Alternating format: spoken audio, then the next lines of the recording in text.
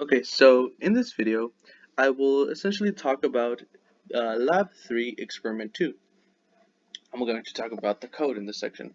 So essentially for Lab 3 Experiment 2, what I wanted to do was I wanted to implement the 7 segment common cathode LED display for it to essentially have so basically what it was going to do, right, was as I pressed the switch, as I pressed one of the switches, or switch 2, in this case, it would essentially count up, right? So every time I would press the switch 2 once, it would count up by 1, and then I would press it again, so it would go 0, I'd press it, then it would go like 1, and I'd press it, and then go 2. So every time I press it, it would count up, but only when I would press it.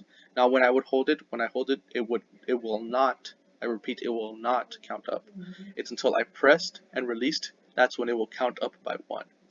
Then the first switch, what essentially is going to do is, so let's say I use the second switch to count up all the way until 4, and I press switch 1, switch 1 will automatically reset the counting.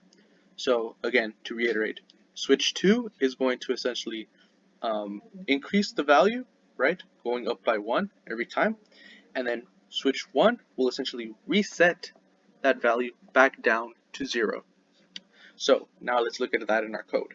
So if we look at that in our code, right, essentially what's happening is we are going to set the current state of the switch equal to switch 1 and switch 2, right? That's inside this while loop here. Again, this is commented out, so that's why it's green, but we could still talk about it. It's still the same thing. Once I uncommented and I implement it, it's going to work. Um, so, okay, so first I defined my variables here, right? Then I essentially set the segment to display 0, right? So we wanted to, whenever I hit the reset button, I wanted to display 0 at first. And then basically it says here that if if the current switch state is if it's pressed, then we set the count equal to 0, right? So that's what we wanted to do. So every time I press switch 1, then it's automatically going to reset to 0.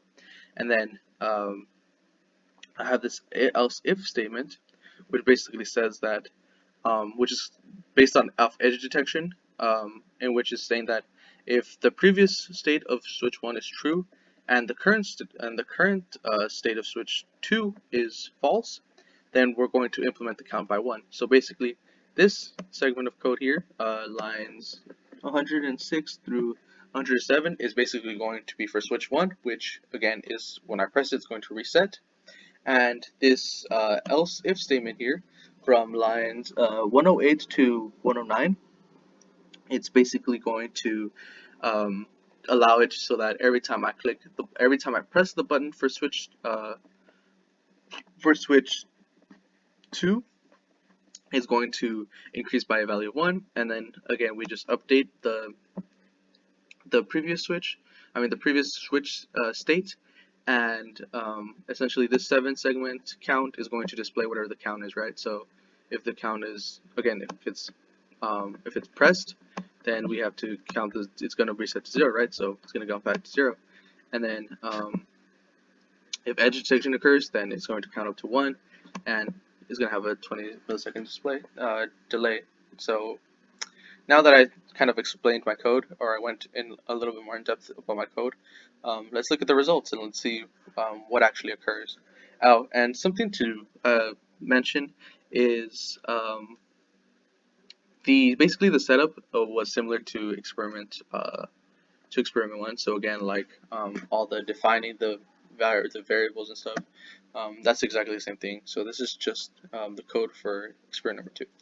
So yeah, so again, now let's look at what the results are on the actual 7 segment LED, the common cathode 7 segment LED. In this video, I will talk about the results for Lab 3 Experiment 2, in which there were 2 onboard switches that were added to the project. Now, the two onboard switches, one would be a reset button, which would essentially cause this 7-segment common cathode display to essentially reset to 0, while the other switch would essentially increase the counter value by 1 and display it on this 7-segment here. The counter would only increase at the moment that the button was pressed. So whenever the second button was pressed, it would only increase by 1, and it would continue as many times, and as soon as the reset button was pressed, then it would reset back to 0. So let's try to see this now. So the onboard switches that I used were essentially these two onboard switches right here. These two. So switch 1, which is this one here, that's going to be our reset button. And then switch 2, which is this button here, is our counter button. So if we start counting, right? 1, 2, 3, 4, 5, 6, 7, 8, 9, 10. I mean A, right? And then it goes B, C, D, E, F, and then back to 0, right? So if we were to count, right, and then click the reset button, it goes to 0, and then it could automatically start up. So again, it goes to 0,